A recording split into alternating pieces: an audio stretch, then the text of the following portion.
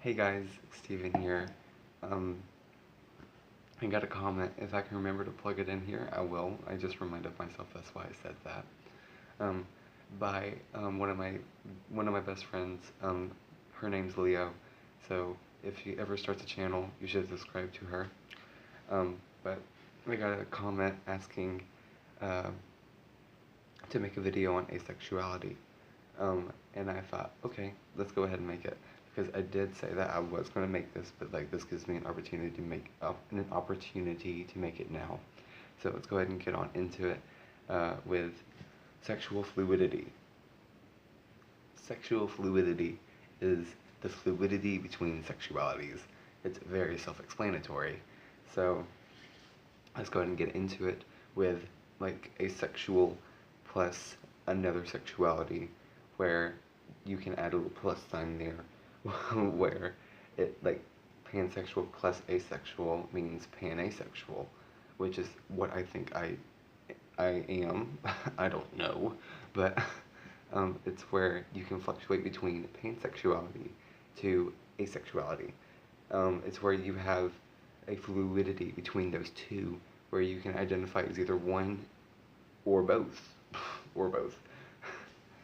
So this happens between a multitude of sexualities, but just some of them are heteroasexual, heteroasexual, homoasexual, asexual, bisexual, omniasexual, and panasexual. So there's a lot of fluidities, and I think omniasexual, omni meaning all. So it's a very confusing, self-explanatory title for the sexualities. If I can find a multitude more, I can plug it in here, or here, make a list. I'll be covering a lot of stuff. I probably won't plug it in because I'm just too lazy to edit it, but I might. There might be a little emblem down here too, because I have to edit with a phone because my computer currently doesn't work. So there might be a little thing down here or down here that says Power Director. That's like an editing software I use every now and again. So yeah, let's talk about the different asexualities besides the fluidities, and starting with grace. Grace is gray asexual. Did you see my stutter there? I was trying not to say gray ace. Grace is gray asexuality, where you have spikes of libido, but they're so low you can't even act on it. It's like I thought I was Grace, but I now know I'm not. I haven't felt romantic or sexual love in almost a year and a half. I'll be talking about my journey between all the sexualities I tried to come out as, but you know, it just didn't work out because I now know I'm asexual, or a part of the asexual spectrum. So, gray asexuality is also a fluidity. It could have been included with a fluidity, but I wanted to cover it by itself because it's a very well known and a very unknown.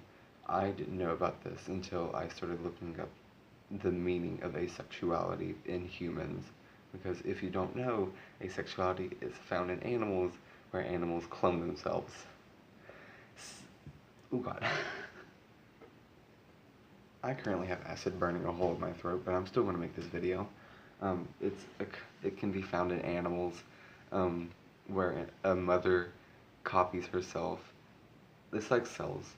They copy themselves and copy themselves and copy themselves, without like two parents. It's where in the animal kingdom, it's where one parent can clone themselves and make another offspring, and that offspring can clone themselves and make another offspring. If you're in biology, or if you've learned biology, you know all about this, because your biology teacher is supposed to teach you this, especially in 7th grade if you're in the American curriculum. Some other asexualities is some other facts about asexuality is there is a romantic side to asexuality, believe it or not. So there is aromantic, pan-aromantic, hetero-aromantic, bi-aromantic, homo-aromantic, omni-aromantic. Did I already say aromantic? I don't think I did. Aromantic. If I did, it was probably this one. Yeah, I said it already. And there's gray romantic. I think there's gray romantic. So there's 7 romanticisms that are well known and also not well known because not many people know about the asexual spectrum of the LGBT spectrum. I've taught myself a lot about this. So, all of the 7 sexualities I listed, aromantic is where you feel no romantic attraction at all. Pan-aromantic is where you feel, is where you can feel romantic attraction to any gender, no matter no matter if you're feeling asexual, but you can also feel aromantic when you're a fluid sexuality, but it's where you can feel romantic attraction to all genders, and sometimes feel aromantic. Biromantic is basically the same thing as panromantic, but you can feel you can feel romantic attraction towards men and women, but also feel asexual, feel aromantic. It's a very confusing thing. Like hetero-aromantic is where you can feel romantic attraction towards a woman, but you can also feel aromantic. Same goes for homo-romantic, but towards a man. It's very, it's a lot. It's a lot. It's a lot to take in.